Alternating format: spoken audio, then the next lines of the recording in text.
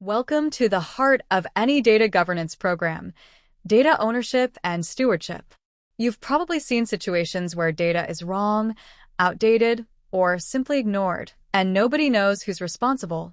That's what happens when ownership is missing. In this lecture, we'll explore the two essential roles that solve this: data owners and data stewards. Let's begin with the truth. Every dataset must have someone responsible for it. When no one owns the data, errors go unaddressed. Imagine a customer field showing the wrong address for months, and no one steps up to fix it. Governance changes that by saying, "This person is accountable."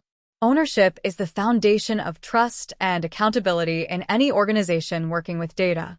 A data owner is someone with authority over a specific dataset. Think of the head of finance owning the financial records or the head of HR owning employee data. They're responsible for approving access, setting data policies, and ensuring that the data is used properly. They don't enter the data day-to-day, but they are ultimately answerable for its accuracy and compliance.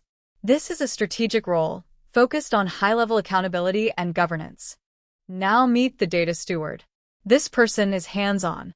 They make sure the data is clean, usable, and aligned with standards. If the owner sets the rules, the steward enforces them. Often, they're subject matter experts who understand the meaning of the data better than anyone else.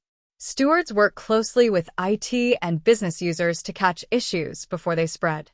They're the boots on the ground. Let's compare these roles side by side. The data owner is accountable and strategic. They define what good data looks like. The data steward is responsible and tactical. They ensure that standards are followed every day. You need both roles to make governance work. Ownership without stewardship leads to big-picture vision with no execution, and stewardship without ownership leads to a lack of authority and escalation. When you have clearly defined owners and stewards, magic happens. Issues get resolved faster because someone is in charge. Reports become more reliable because someone is monitoring data quality. There's less confusion, less finger-pointing, and a stronger data culture overall. Most importantly, teams know exactly where to go when something goes wrong. Let's look at a few examples to make this concrete. In HR, the HR director might be the owner of employee data, while an HR analyst serves as the steward. In sales, the VP of sales owns the customer pipeline data, and the CRM specialist is the steward. In finance, the CFO owns the financial records, while a financial analyst ensures transaction quality. You don't need to hire new people. Many stewards are already doing the work unofficially. So, how do you get started? First, map out your key data domains, like customers, products, employees.